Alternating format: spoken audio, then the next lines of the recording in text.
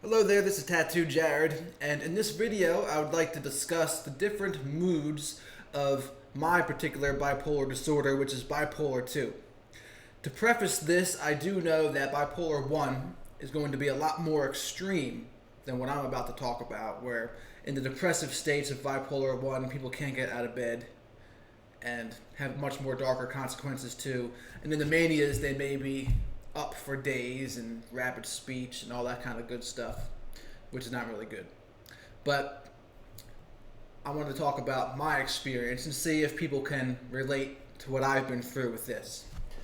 My manic states, which are generally more pleasant to feel, have a few different components to them.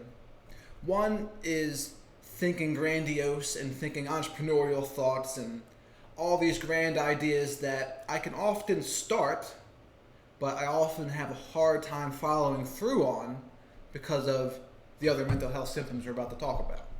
But I do come up with a lot of good ideas, and I do my best to try to keep on doing them, but consistency can be a problem for me.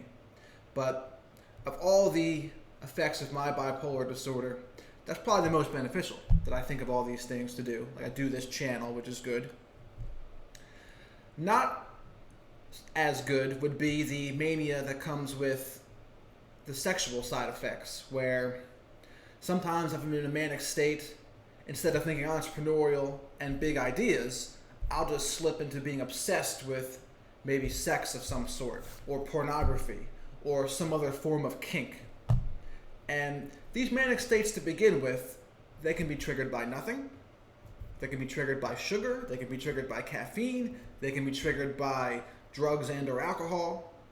There is no telling sometimes what's going to trigger these manic states. But I've been off of all drugs and alcohol before, and I still had them because of sugar, eliminate sugar, still had them because of caffeine, and other times I just have them for no reason at all. So I can't pinpoint exactly what's doing it a lot of times. Sometimes it just happens. And in my other videos, I talk about supplements that can help curb some of these manias, like lithium orotate, for example, does really help. But in this manic sexual state, I'll maybe be obsessed with porn. If I have a relationship, I might be thinking about adding another person to the relationship. And I know I'm caught in this manic state when I start to get a rapid heartbeat thinking about what I want to do. That rapid heartbeat, I have found, is what I would call the kink, right? Where people start getting off to crazier and crazier stuff because you get that racing feeling and you kind of get caught up in the insanity of whatever it is.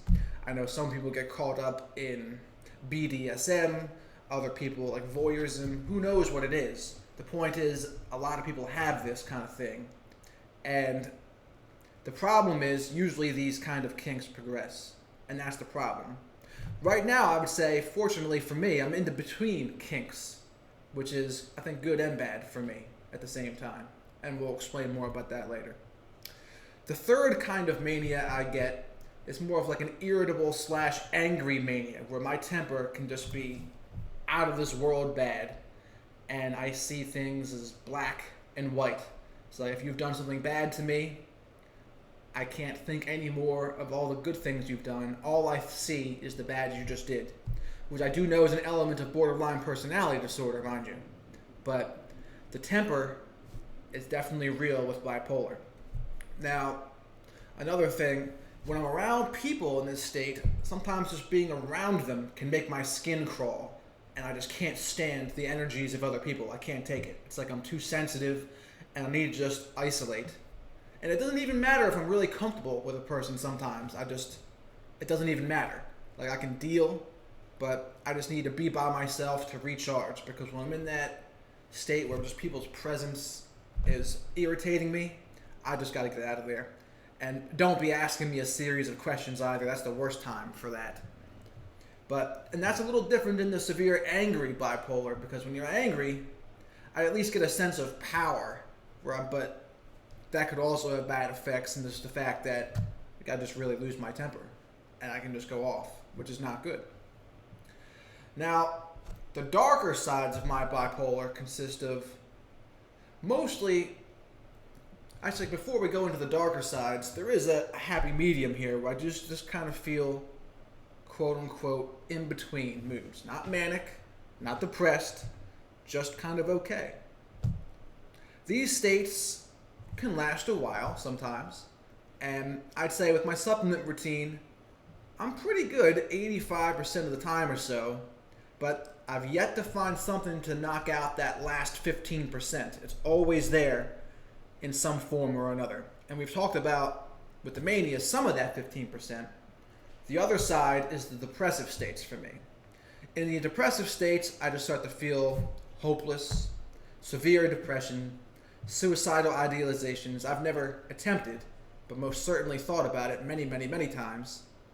And it's like I feel like my neurotransmitters just aren't functioning up to snuff, and I want to jolt them somehow. And in this state, I have found that I could justify anything, because I'll say to myself, wow, it's better than committing suicide, so I'll do this. And sometimes this was gambling. That would kind of be an escape for me, just to kind of jolt my neurotransmitters. Other times it would be a drink or a drug. When I was clean from all drinks and drugs, it was these tattoos. I would say, well, of course I should get a tattoo. It's better than going to jump off the bridge. And, I mean, when I'm in that mindset, you can really justify about anything when you're in that mindset, because, after all, everything is better than that. But I also recognize you can get yourself in a lot of trouble in that mindset too. But I try not to beat myself up when I get into those mindsets, because this too shall pass. It always does. And almost everyone in this world is addicted to something. That's another thing I've noticed. Everyone's addicted to something. It's just a matter of what it is. Some people are addicted to food. Some people are addicted to working out, which of course is a little healthier perhaps. Some people are addicted to sex and love. Some people drugs and alcohol. Some people thrill seeking. Some people surfing. Some people fill in the blank with any activity. It can become negative if pushing too far, whatever the activity is. But almost everyone has their something. And the goal, when you're trying to escape these negative feelings, which maybe isn't even the right way to phrase it, because trying to escape them isn't the right way. Sometimes you just got to feel them and let them pass through you, as opposed to fighting them. But if we're going to need to escape somehow, if we're really going to want to, which we most certainly will at some points, we just got to try to find the healthiest ways to do it, whatever that may be for us. And because, I mean, the drugs and the drinking ones, they do most certainly work, but only temporarily, right? And then we deal with the consequences later of doing what we did. And granted, it's very tempting for me to go want to drink some beers, because it does calm it down at first. It really does. It's the shortcut to doing it. It works. But it starts an endless cycle of needing to do that on a consistent basis, which is also not good. So I just wanted to create some awareness here of the many different moods and where my mind takes me in all of these moods. Circling back to the mania ones, it'd be great if I could follow through with the entrepreneurial ideas. It'd be great to, as long as I'm not hurting anyone else with the sexual thing, hey, if I have a loving partner that I'm with, hey, being honest and open with them is a very good thing. And almost everyone often has some sort of sexual kink or fetish out there. Just, there needs to be less judgment about that, I feel like, too. And then with the depressive states, it's, hey, this too shall pass.